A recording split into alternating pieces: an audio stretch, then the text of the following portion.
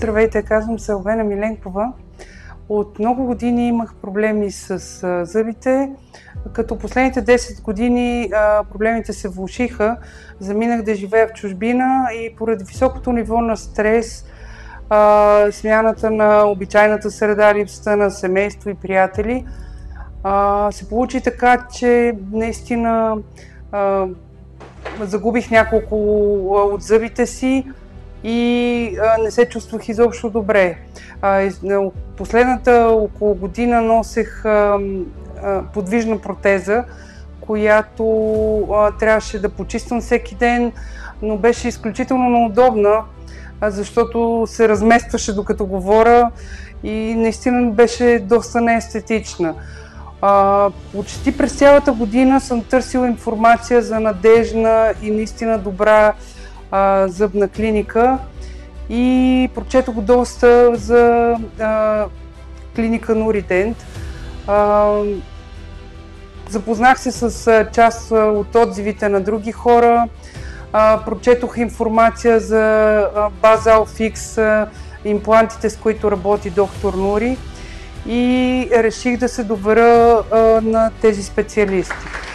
Когато пристигнах в клиниката, първото ми усещане беше, че ме посрещнаха с изключително доверие и добро чувство. Аз се чувствах като в приятелска среда. Всички бяха усмихнати и говореха приятелски. Бяха ми направени множество изследвания, скенер, всички необходими изследвания преди да ми бъдат поставени имплантите. Беше ми направена професионална консултация при доктор Нури, който ми обясни абсолютно всичко за процеса на имплантиране. Самото имплантиране се извърши от доктор Петрунова със съдействието и под вещия поглед на доктор Нури, който следеше целият процес. В последствие доктор Цанкова също се включи в пиленето на зъбите и изграждането.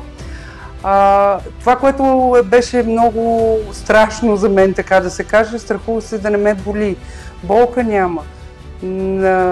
През цялото време, нито при поставянето на имплантите, нито вечерта след това, нито на следващия ден съм почувствала някакъв дискомфорт и ме е боляло.